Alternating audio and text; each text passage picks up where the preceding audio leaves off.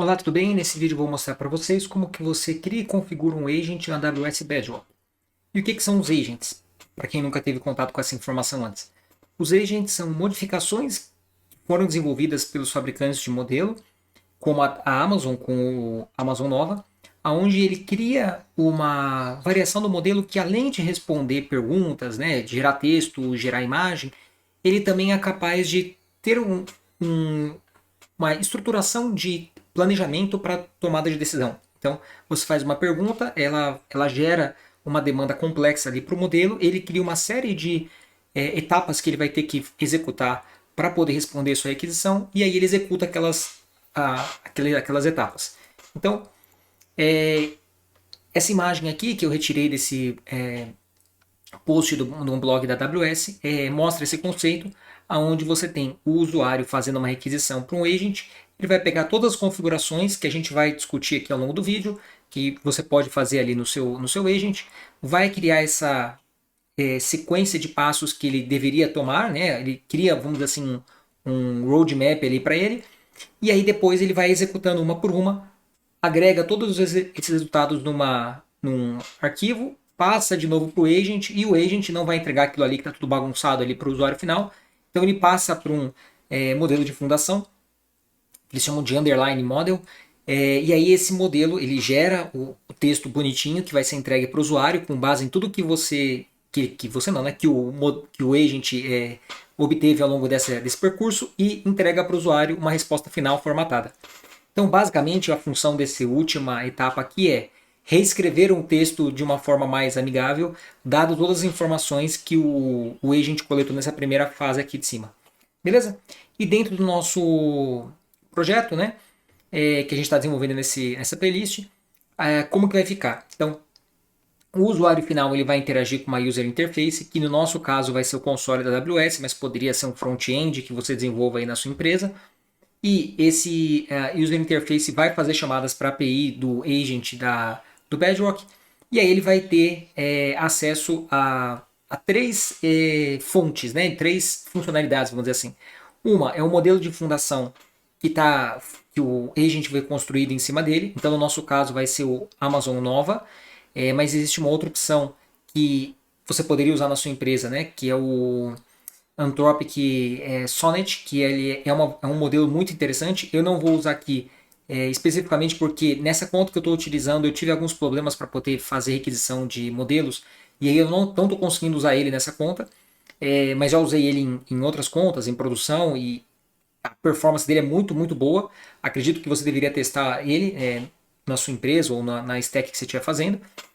Mas enfim, ele vai ter esse modelo de fundação que ele vai fazer perguntas ali para o modelo para entender, responder perguntas com base em conhecimento prévio. Ele vai ter acesso à Lambda, que a gente criou no último vídeo, que ela faz acesso à Wikipedia para poder, à API do Wikipedia para poder obter links, URLs de páginas de pessoas famosas em vários idiomas diferentes do Wikipedia. E vai ter acesso também a um banco de dados vetorial que foi construído com dados de personagens hipotéticos, né? No nosso caso atletas e músicos, onde a gente simula aqui pessoas que trabalham numa empresa, jogariam arquivos dentro de um bucket S3 e aí haverá um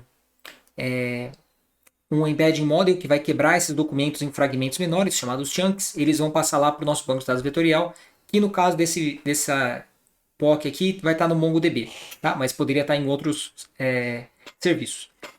E beleza, e aí, resumindo, o nosso agent, o que ele vai fazer? Ele vai compreender a solicitação do usuário, né, entender o que o usuário está falando, ele vai pegar o problema que o usuário pediu, quebrar em fases menores e depois vai executar essas fases.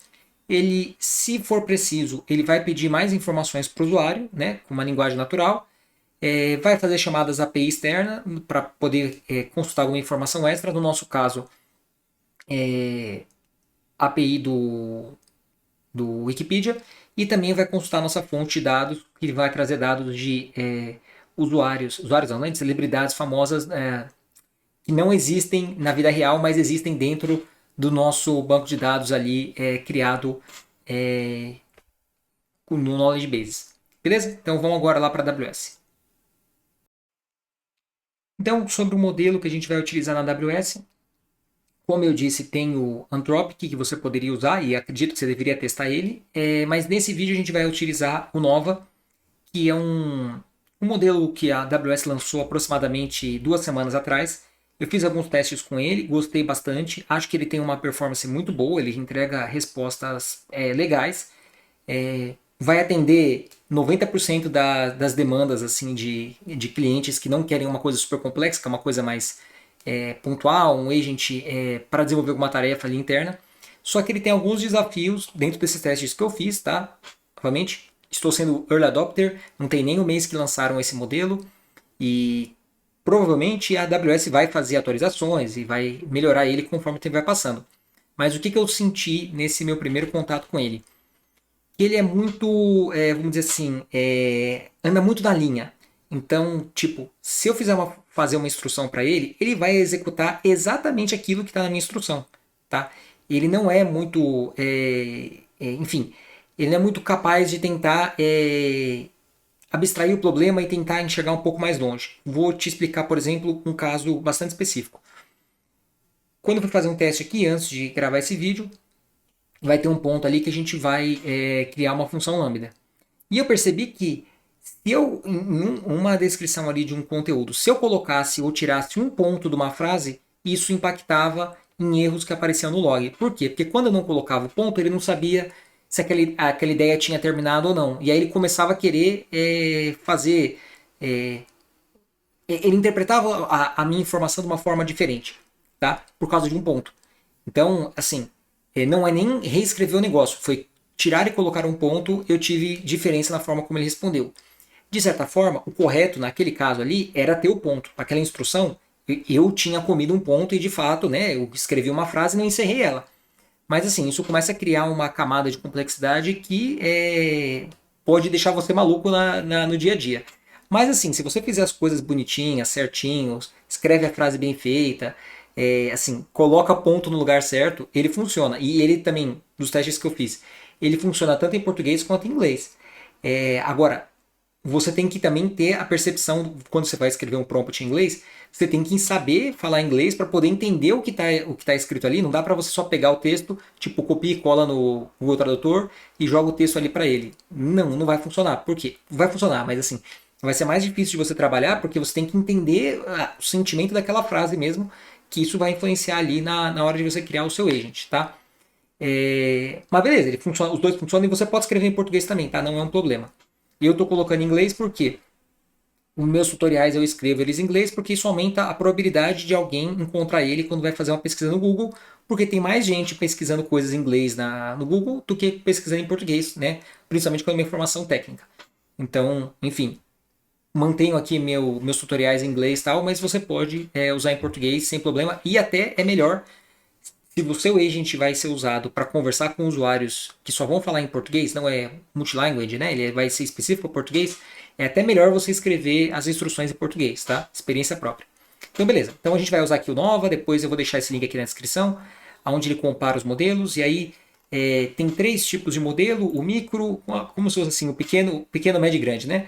O micro, o light e o pro, e aí para cada um deles ele compara com outros modelos, a capacidade dele para interpretar cada um dos pontos. Então, você pode vir aqui, se você estiver desenvolvendo um agent para alguma ação específica, você pode vir aqui e comparar ele, por exemplo, com o Sonnet e ver quem que é melhor para determinadas atividades que você está realizando, tá? Então, eu vou usar o Pro, tá? Que seria o equivalente ao Sonnet 3.5, mas se você quiser um modelo mais barato, você pode usar as outras versões. E aí onde que você vê o preço, também vou deixar o link na descrição, tá aqui nessa página da AWS, ele mostra aqui quanto que custa 1.000 tokens de input para cada um dos modelos, e aí quanto maior é o modelo, mais caro vai ficar, mas se você for ver, ele até que é relativamente ok nesse curso aqui que a gente está fazendo, né, que a gente vai fazer poucas chamadas para ele, vai dar pouquíssimos centavos aqui, né, mesmo que a gente estressar bastante o modelo. Enfim, então vamos lá. Vamos então pro console da AWS. Primeira coisa que você tem que fazer, antes da gente ir lá e configurar o nosso agent. Vamos dar permissão na Lambda para que o agent do Bedrock tenha acesso a ela. Então, o que acontece? No último vídeo eu criei uma lambda com lambda layer para poder fazer acesso à API do Wikipedia. Mas quando eu fiz aquele vídeo, eu fiz um vídeo deixando ele genérico para que pessoas que precisassem usar lambdas layers pudessem assistir aquele vídeo sem precisar, né, entender do contexto desse curso aqui específico. Enfim, agora nesse vídeo aqui a gente vai ter que dar para a lambda uma configuração onde eu vou permitir que o Bedrock tenha acesso a ela, tá? Então eu vou abrir aqui a minha lambda que a gente criou no último vídeo. Vou vir aqui na parte de configurações. E aí a gente tinha editado a role de acesso da lambda. Só que essa role de acesso ela vai definir o que a lambda tem acesso, mas não vai definir quem que pode chamar a lambda. E aí eu vou definir aonde, quem que vai poder chamar essa lambda específica. Eu vou aqui nessa parte de Resource Based Policy e vou adicionar essa permissão. Vou pegar aqui da minha cola os termos que eu usei. Então vai ser... Cadê? Statement ID. É uma identificação. Vou falar que ele vai permitir o Bedrock invocar essa lambda.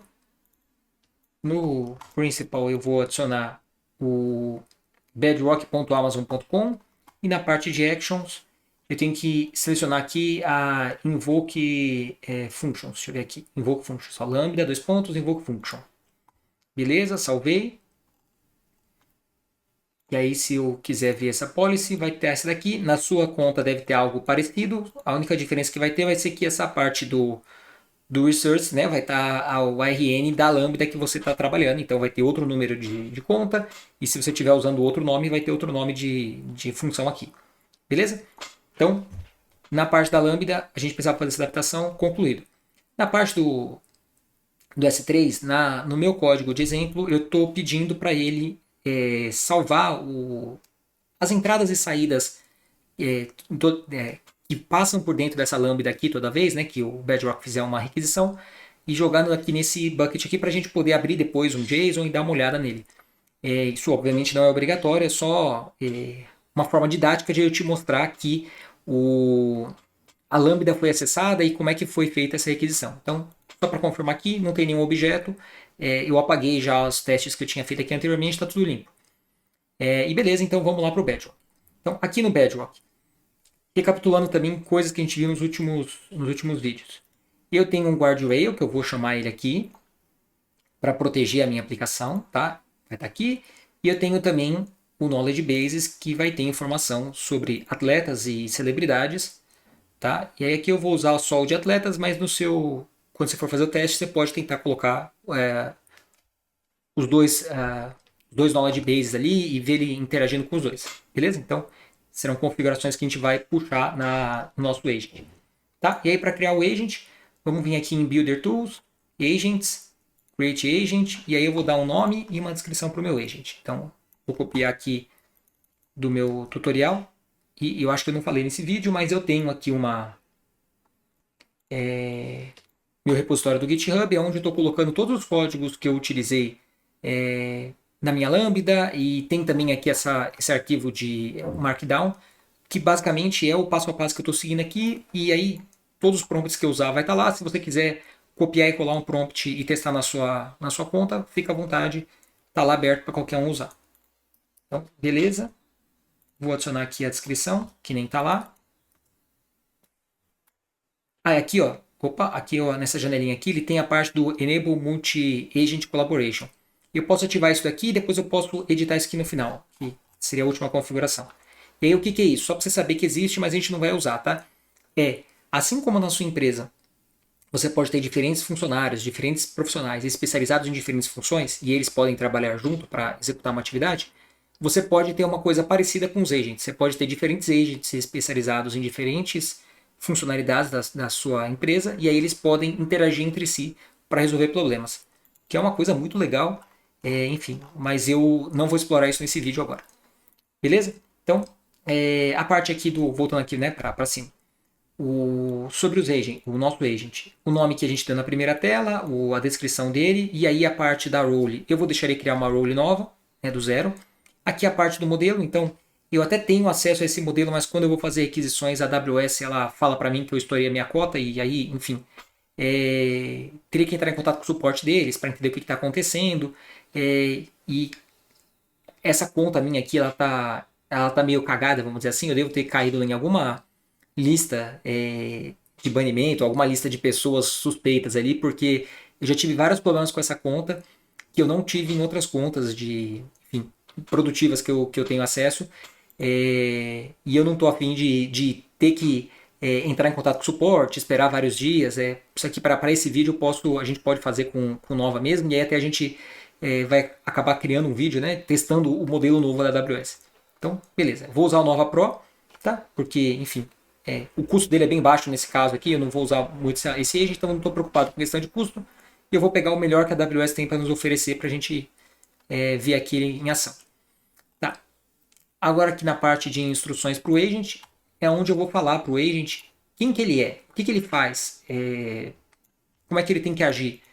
Então, nesse meu prompt aqui, né, nessa minha instrução, quer dizer, eu falo para ele que ele é um apresentador de programas de televisão, que ele é carismático, que ele é entusiasmado e energético, ele é amigável, ele é respeitoso e profissional e ele gosta de fazer o storytelling bem dramático aqui. Beleza? Eu vou clicando em Save, porque nesse momento no console da AWS, se eu começar a editar os próximos passos aqui, sem clicar em Save, ele vai falar para mim, eu não salvei aquela configuração. E aí a gente vai abrir, e quando você clicar, ele vai abrir uma outra tela para você adicionar configurações. E aí, quando você voltar para essa tela de trás, ele vai ter perdido a configuração. Então, vou clicando ali em Save. Beleza? Deixa eu passar um caminhão aqui da rua.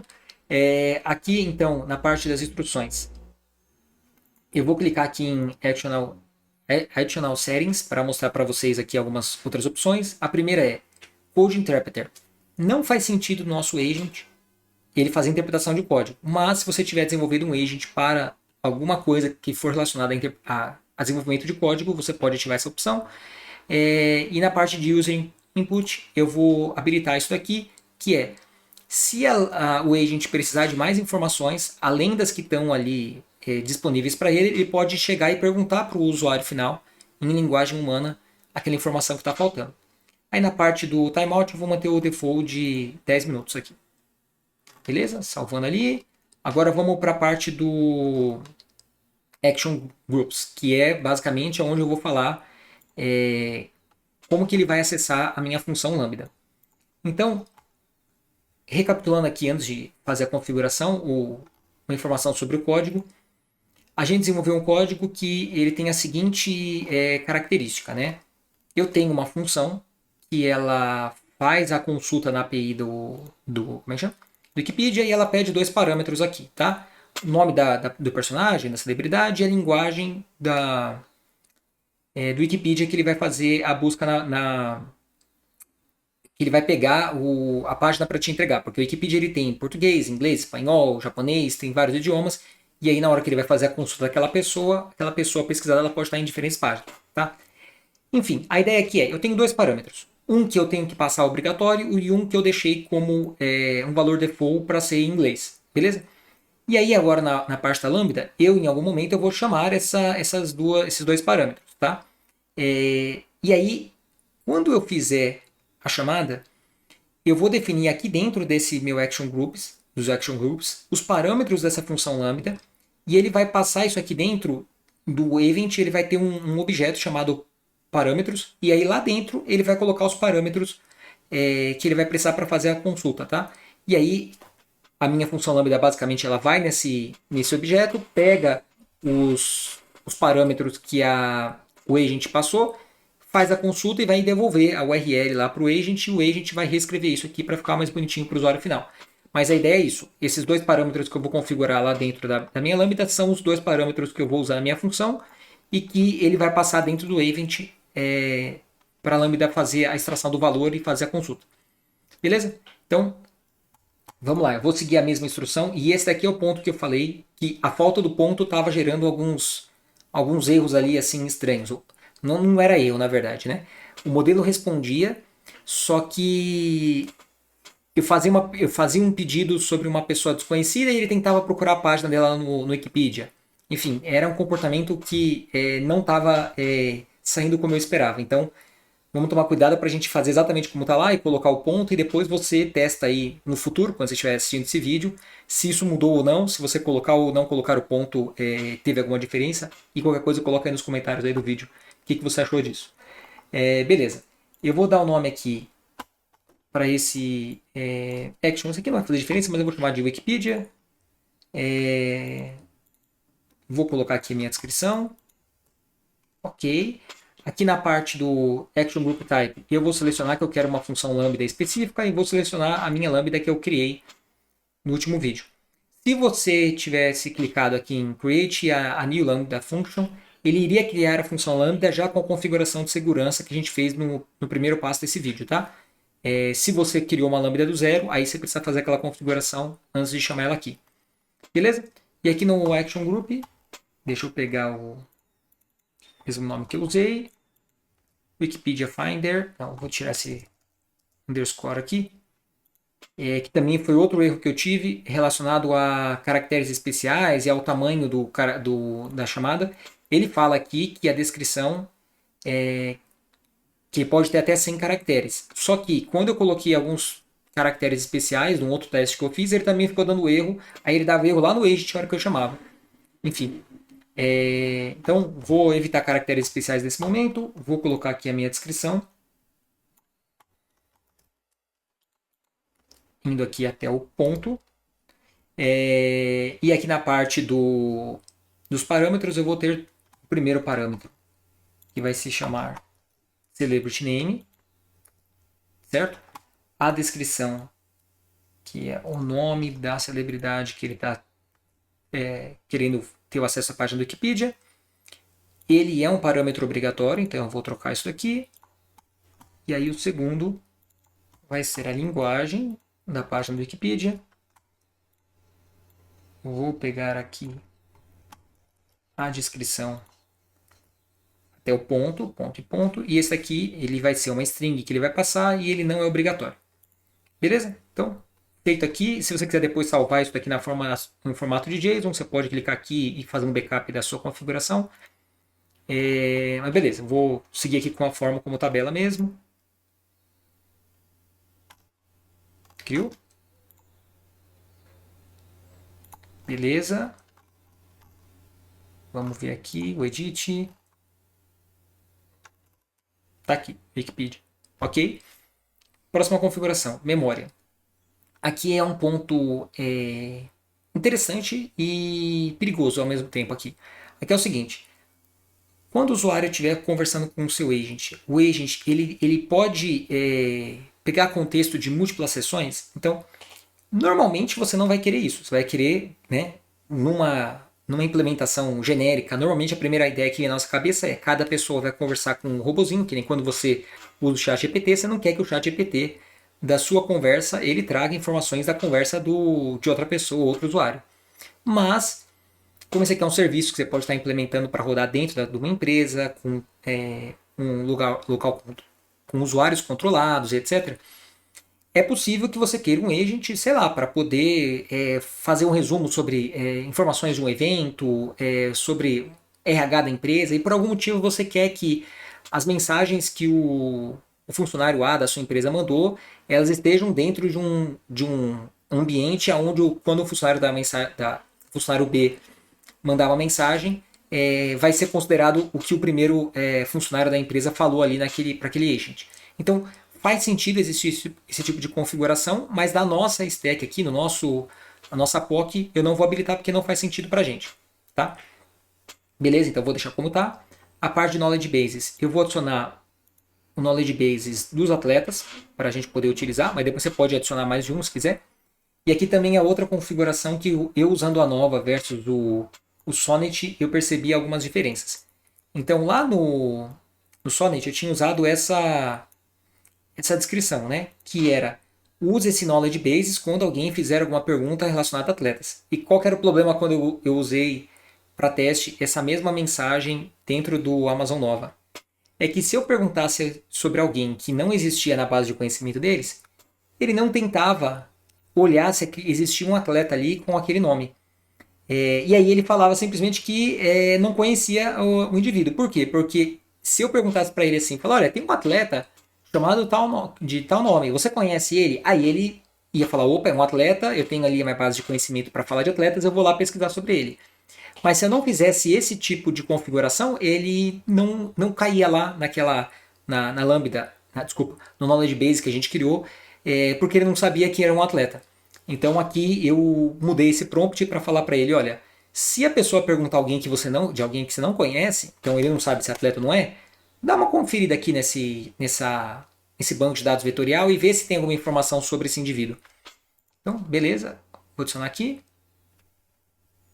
E vamos ver, memória, knowledge bases, guardrail, está faltando aqui também, então vou adicionar o guardrail que a gente desenvolveu. Agora eu acho que acabou.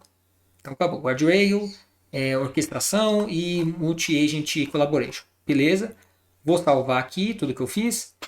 E aí aqui no Bedrock, quando você quiser testar, você tem que clicar em Prepare, que basicamente é um build que você vai fazer do seu agent, tá? E aí eu vou já adiantar um passo para quando a gente for usar lá o Python, eu vou salvar e fechar essa janela de edição do agent. E aqui embaixo eu tenho a parte de versionamento que eu vou fazendo e os alias, né? Então eu vou criar aqui uma nova versão chamada dev, desculpa, um novo alias chamado dev. Aí ele vai criar a versão 1 da nossa aplicação, desse agent, e aí ele vai criar um alias e dar a ID desse alias.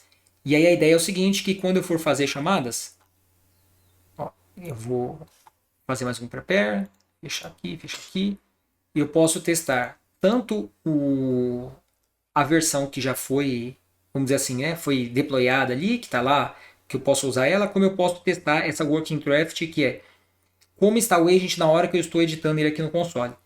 Então, qual que é a ideia disso aqui? Quando você estiver rodando o seu agent em produção, você vai criar uma versão, e aí lá na sua aplicação você vai entregar uma versão para o usuário fixa. Agora, se você for fazer modificações, você pode ter aquela versão lá que está sendo entregue e trabalhar melhorias, trabalhar outras modificações no seu agent e ir testando ela, né, independente da que está sendo entregue para o usuário final lá na sua aplicação. Beleza? Então, aqui eu vou usar o Working Draft, mas como a gente acabou de gerar ele, vai dar no mesmo, porque os dois são a mesma configuração. E aí, agora, vamos para o teste final. Eu preparei aqui as 5 prompts diferentes para fazer testes que vão testar funcionalidades diferentes do nosso agent, e cada uma eu vou explicar ela passo a passo. Então, primeira, vamos testar a capacidade do agent de buscar informações que estejam presentes na sua base de conhecimento lá do modelo de fundação que está por baixo desse agent. Então aqui eu vou perguntar quem é o Michael Jordan. Eu nunca falei dele em lugar nenhum na minha aplicação e ele, se ele souber responder, é porque ele tem essa informação lá dentro do modelo de fundação dele.